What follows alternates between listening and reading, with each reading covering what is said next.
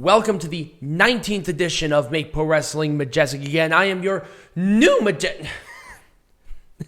Wow, that was horrible. Wow. So if you're wondering why I sound like a frog and a prepubescent teenager, is because I lost my voice last night because we went to SummerSlam. So we were live. So deal with it. Now, this is the Make Pro Wrestling Majestic Again. I am your new Majestic Champion of the world, Tiger Height, and you acknowledge me as a person going through puberty. Well, see, here's the thing. Instead of being the head of the table, he's actually the runt of the litter. I kind of sound like it right now. Right.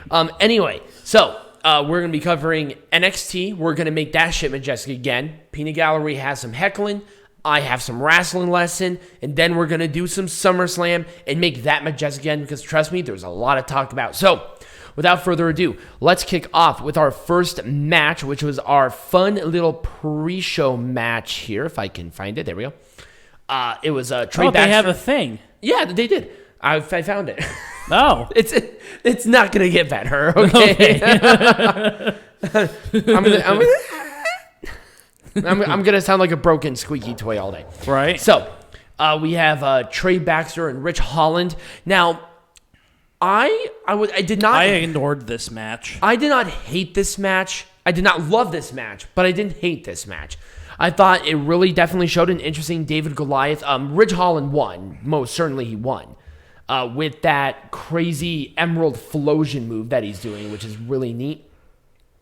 So he did win just for sanity's sake. You know, I'm going to give it a thumbs in the middle. It was okay, but it was a pre-show, so I'm going to give it a lot of credit. Do you have anything to say about this? What? Do you have anything to say about the match? Which match? Sure. I don't acknowledge that match. All right. Well, we just had this discussion. Per PW Insider, Adam Cole has not signed a contract with WWE. He is leaving after tonight. He's leaving. He's done. Done. Why would you do anything else at this point? He is done with the E, baby. Why would you stay with this stupid fucking company, especially right now? I think he's getting out at the right time.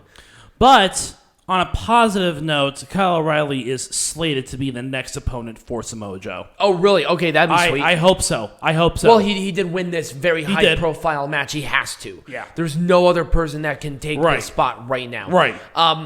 Here's my thing. It's hard to know what I would do to make this more majestic. Other than the steel cage stipulation, I would have changed that slightly to something maybe a little more akin to this rivalry. Right. Like last man standing, unsanctioned. This should have been the main event, but I understand why it's not the main event now. Right. Maybe even like a false count anywhere where there's maybe a little bit of a hint that he's out the door. Yeah. Because really his exit, if that was his actual exit, it was a wet fart in church. Yeah. Like, it just was not good.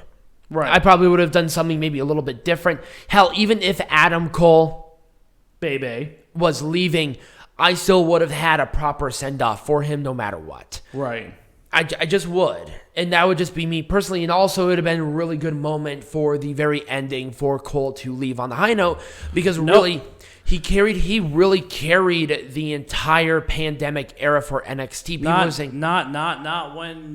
when Nick Khan is at the helms. Nope. You leave on a low note with him. I know. It sucks because he just left off limping. It's like, what the fuck was that? Yep. Whatever. Anyway, I couldn't have booked this better. I thought it was fine. I thought the skits were really funny. Yep. They were very entertaining. These two have great chemistry. Oh, yeah. I do like the incorporation of the $1 Million Champion. I maybe would have chosen the North American, maybe something that's sanctioned. Who is the North American champion? Isaiah Swerve Scott is. Oh. Who? Just kidding. I would have done something maybe a little bit different with that as regards to that. Maybe even a Cruiserweight Champion in some way, shape, or form. Because no one likes Ted DiBiase. Yeah, he's kind of a scammer. He's a piece of shit. Nobody should actually cheer for him. But I think the right person won, and I thought that the ending was great. Yep. The structure of the match was wonderful. Yep. So this was majestic. This was great. Mm-hmm. I couldn't have done anything better. Oh, God, I wouldn't have touched a damn thing on this entire rivalry, including the promos, including the backstage stuff, including the match. Yeah. Nothing. It was just... Now, the only thing is I think it felt a little rushed. I feel like maybe Dakota Kai could have sent some of her new lackey friends to go after her. Maybe prolong the rivalry out a little bit longer. I don't think Dakota Kai had some other lackeys. I don't think so. But she could make some new lackeys. Right. But anyways, that's my point. My point is this rivalry was so great going into it that I wish I want to see more. I wanted to see more. And I feel like if they go any longer with it, it'd be kind of a waste. But, again, got Kaylee Ray coming back. Right. So Well, not even coming back. This is her first time coming that she's here. to NXT, right. Okay. Considering the circumstances, it's fine. I would not have had Karrion Kross be on Raw until he lost the belt. Well, I felt like that was a huge mistake. Thank God they got rid of the gladiator shit. That's probably what I would have done. Why did they not have Scarlett in there? Okay, I wanted to make this point. Yeah, you want to bitch about Scarlett not being there? No, I wanted to bitch about this whole thing about wrestling because it is important. When you have an entrance that has the incorporation of Scarlett of somebody as important as Scarlett, either if you're going to get rid of her, you either change all of it or you change none of it. Because the entrance and everything like that, without Scarlett, it's missing a piece of the puzzle. Right. It's rough and everybody wants Scarlett there. If you're going to continue on with this kind of theme song, do something different with the theme song. No one's going to complain about Scarlett. Right. They incorporated Scarlett so much into Karrion Kross's character that you almost have to have one with the other. Right. And I don't know where Scarlett is. There's no indication of her being sick or hurt or anything. Right. She's just off TV. Right. And for no reason. That was kind of weird.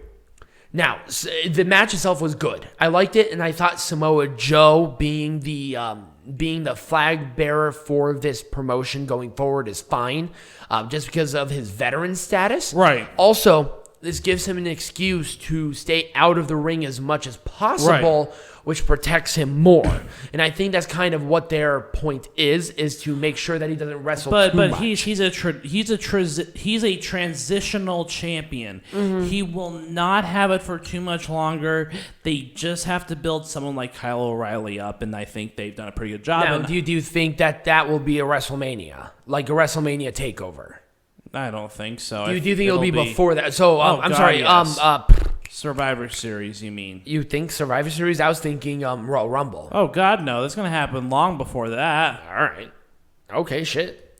I wouldn't have done a damn thing different. Nope. Zero. Nope. 0% different. Let's just stop it right now. This was perfect. Balls empty. And then this match, there was not really much to say. Why are we talking about this? What is this? It was a match. What? That's how you make this shit majestic again. People, this shit is not hard. But when we come back, Peanut Gallery, what are we talking about? We're going to talk about my theory about the eras of NXT. Because we're going into a new one. So stay tuned for that. All right.